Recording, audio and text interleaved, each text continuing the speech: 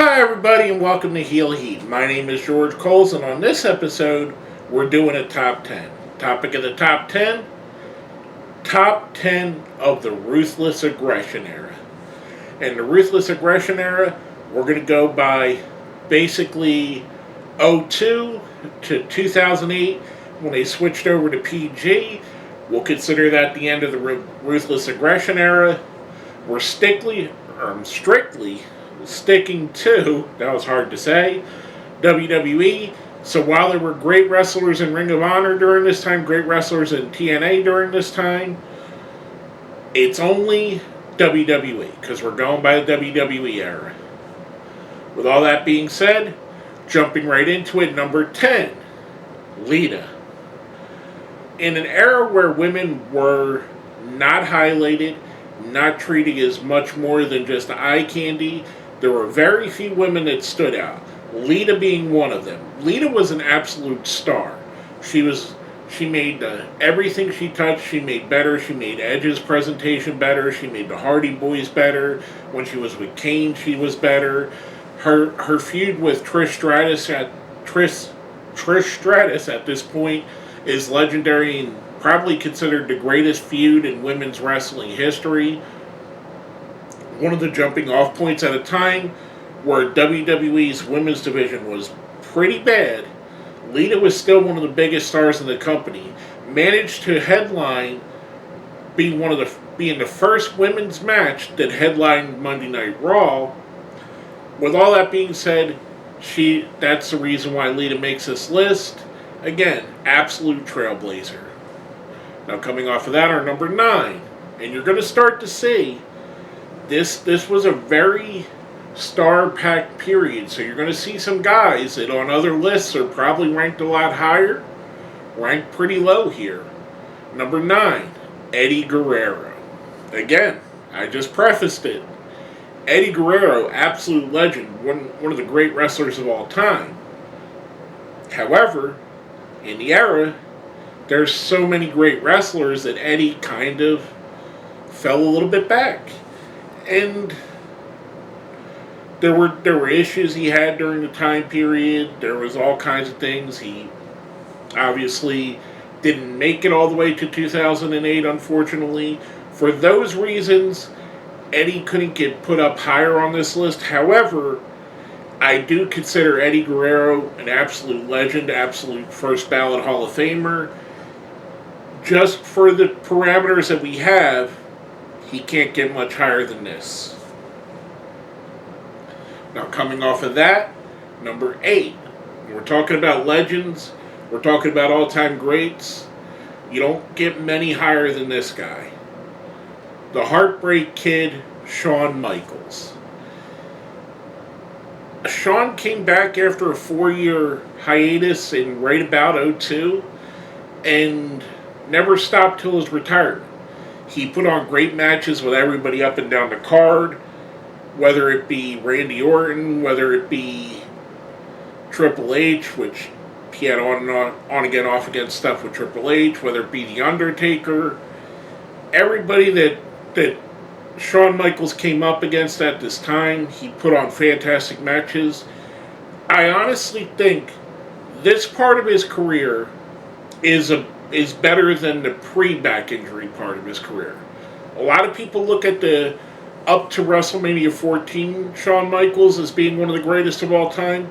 I think he's better here. I think when he came back, he was better. I think his attitude was better. I think his matches were better. I think his ring psychology was better. Everything about it, I enjoyed much more in the later run of Shawn Michaels. Yes, the DX reunions were corny and silly. However, the other stuff he did, I think, was really good. Now, coming off of that, our number 7, someone we've mentioned a little bit already, Trish Stratus. To me, again, much like I said with Lita, we're in an era where they did not highlight women's wrestling. However, much like Lita, Trish Stratus found a way to become a focal point, to become a main storyline, whether it be as a valet, whether it be as a wrestler herself. Again, the feud with Lita is very legendary.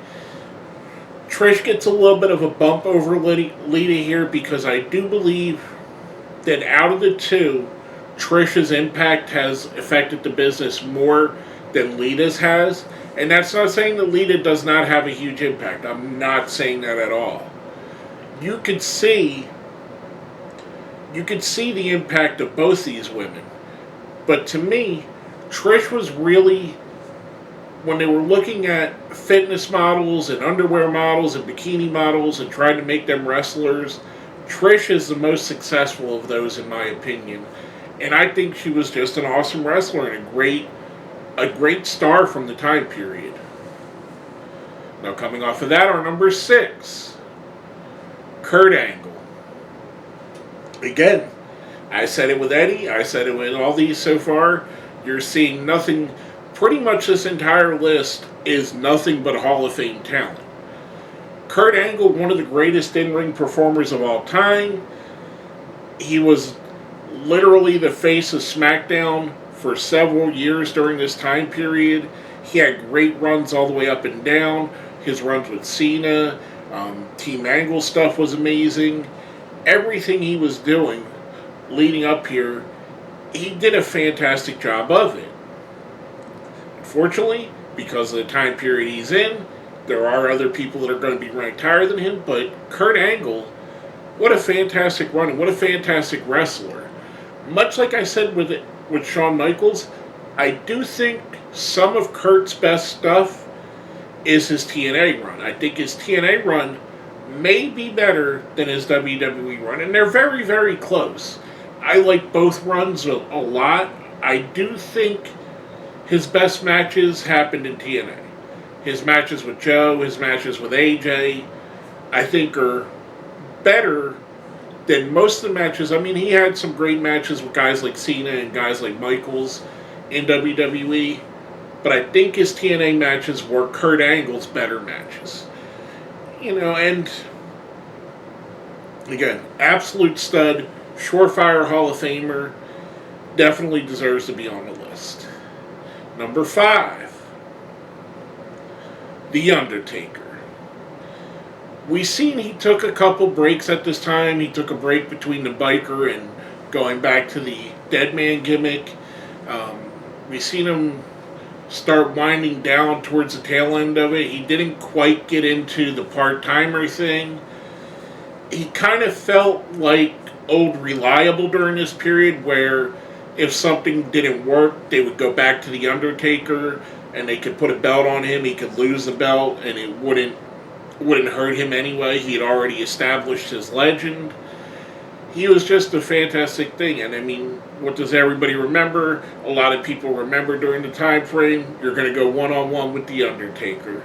So with that, I mean, he had great runs here. Got runs against guys like Orton, against Bautista, against Triple H. Different guys. Kane, obviously. Him and Kane had a historic run during this time frame. For that reason, the dead man makes the list at number 5. Now, number 4, Dave Bautista. A lot of people probably think Dave doesn't deserve to be this high. I personally do. I think his impact on wrestling, the brevity of his career, he didn't have as long as a career as most of these people on the list. However, even with the shortness of his career, Dave Bautista left his mark. Dave Bautista showed that he was a major star. He was main eventing WrestleManias. He was going up against Triple H. He was going up against Randy Orton, against John Cena, against The Undertaker, against Edge. Everybody that you would consider a star in that time frame wrestled Dave Bautista in a main event at some point. Dave Bautista was a bankable main event wrestler. History doesn't look back as fondly. I know he's considered a legend, don't get me wrong. History doesn't look back as fondly on Bautista as they do on some of the other people on this list. However, I personally do. I think Dave Bautista was an absolute stud, and I think he absolutely cemented his legacy through the Ruthless Aggression Era as one of its biggest stars. Now, speaking of biggest stars, number 3, he also ran with Dave Bautista for a little while, Triple H. You can argue everything you want about Triple H being in the office during this time and pushing himself over other wrestlers. However, you can't argue the results. Triple H main evented WrestleManias. Triple H had great matches again with everybody I just mentioned. Undertaker, Shawn Michaels, Dave Bautista, Randy Orton, John Cena. He helped to build other wrestlers' careers. He was such a stalwart in the beginning that it became kind of a trope that Monday Night Raw would start off with a Triple H 20-minute segment and end with a Triple H main event for years in a row. You can't do that if you're not a draw. If you were making the ratings go down, it wouldn't matter who you were married to. You would not be on the TV show much longer, or you wouldn't be the face of the company, multiple-time champion, if that was the case. And I personally like Dave. I like Triple H. I almost said Dave Bautista again. I think Triple H is a great wrestler. I think people unfairly look at him because of everything I just mentioned, but I think he didn't quite deserve the hatred he got for that reason. In my opinion, he had one of the most dominant runs during the era. That's why Triple H makes it to number 3. Now, our number 2. We already mentioned Dave Bautista and Triple H. The other one of their Evolution running buddies, Randall Keith Orton, or Randy Orton. It's been said on commentary, mostly by JBL, if you wanted to build a perfect wrestler from the ground up, you would build Randy Orton. Absolutely, in my opinion, one of the great wrestlers of all time. Over the last 20 years, there's been few people, himself, AJ Styles, a couple others, that have spanned that 20-year period and have been constantly active, barring a few injuries, and have constantly produced at a high level. From the time Randy Orton stepped in WWE to this day, he has been at an elite level that few wrestlers could get to. He's been at the level where Triple H has made it, where Shawn Michaels has made it, where Steve Austin's made it, where Randy Savage has made it. However, if you look at a lot of those people, their careers didn't span the length of Randy Orton's. Their time on the top hasn't been as long as Randy Orton's. His most comparable counterpart in that would be The Undertaker. He had a similar run at a similar time and a similar length. Now, Orton has still about 10 more years to catch up with Undertaker being on top for 30 years, but for the past 20 years, Randy Orton's been a top guy, and he's been a multiple-time champion, and probably going to be the guy who eventually breaks Ric Flair's record. To me, he's a perfect wrestler. I rather enjoy Randy Orton. I know a lot of people consider his matches boring. I don't personally, but I can hear the opinion.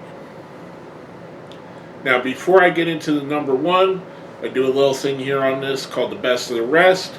Basically, things that were considered for the list but didn't quite make it for one reason or the other. First up, Edge. Edge, again, absolute legend, bona fide Hall of Famer, stud, had main events and feuds with everybody on this list. However, as you can see by how stacked the list is, Edge just barely didn't make it because of everybody ahead of him. And it's not a knock on Edge. It really isn't. It kind of felt like there was a top tier, and there was an A tier, and then there was like an A minus tier, and it feels like Edge fell in that A minus tier. He wasn't the Triple H, he wasn't Randy Orton, he wasn't The Undertaker, but he was a guy that you could put a belt on for a month, 6 months, 3 months, get a good angle from, get a good promo from, get a good feud from, and he would do great buys. The fans loved him, but he never quite, in my opinion, made it to the levels of the other people on this list. Coming off of that next, Brock Lesnar. If Brock Lesnar stayed past 2004, he would be the number one guy on this list. For the fact that he only was there for 2 years, made the impact he had, still was considered for this list, it's astounding what he accomplished in that short amount of time. Brock Lesnar is an absolute once in a million years, once in a lifetime find. You'll never find another wrestler with the intensity, with the size, with the look, with the abilities that Brock Lesnar has. The closest thing they have is probably Kurt Angle, and Kurt Angle, for as gifted as he is and as talented as he is, he doesn't look as intimidating as Brock Lesnar does. If you're walking down the street in a dark alley and you see across the way Brock Lesnar, you may walk a little bit further away from him. If you see Kurt Angle, you probably aren't going to. Kurt Angle doesn't look as scary. Everything you could say about Brock Lesnar, he's absolutely one of the biggest stars in the history of both wrestling and UFC. He's just a fantastic worker.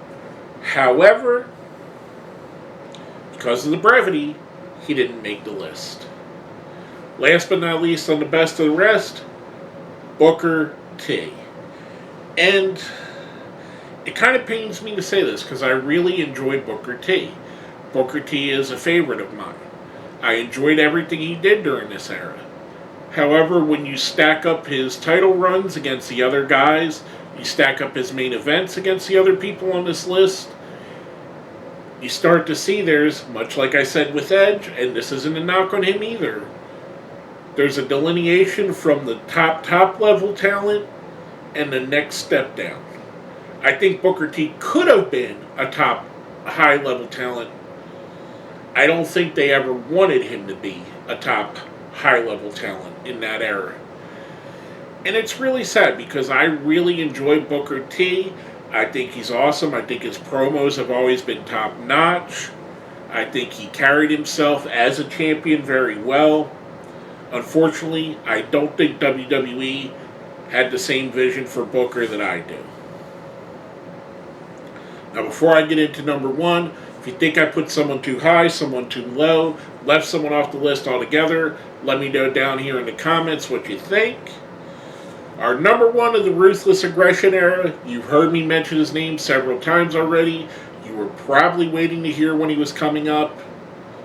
John Cena. And as much as John Cena's had his detractors, there was a reason why John Cena was pushed to the top, pushed to the moon, and smashed over everybody. John Cena was an absolute ratings mover. John Cena was an absolute star. When he was on TV, the ratings would go up. When he was in a pay-per-view, when he was in a main event, the buy rate would go up. His merchandise flew off the racks.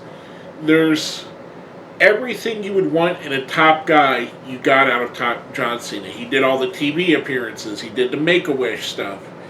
He was a brand ambassador on a level that few others have ever been. Maybe Hulk Hogan, maybe The Rock, but John Cena did it and did it longer. And yeah, were there people that hated John Cena? They sure did. But did they tune in to watch John Cena? They sure did as well. Whether you loved or hated him, half the crowd would cheer him, half the crowd would boo him. But you tuned in to watch him. And that's why he became one of the biggest stars in WWE history.